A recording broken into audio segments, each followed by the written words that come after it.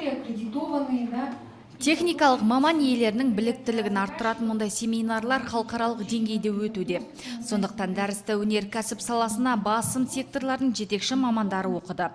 Оқыту жұмыстарына облыс аумағындағы құрылыс материалдары мен электр жабдықтарын шығаратын кәсіпорынның жұмысшылары қатысуда.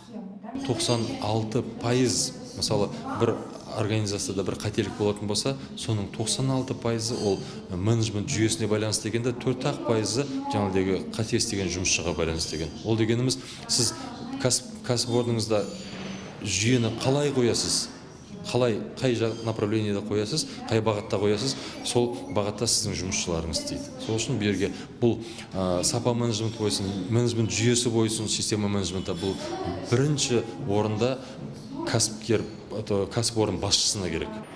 Семинарда сапа менеджментінен бөлек техникалық қауіпсіздік, тауарлардың халықаралық талапқа сай болу үйретіледі.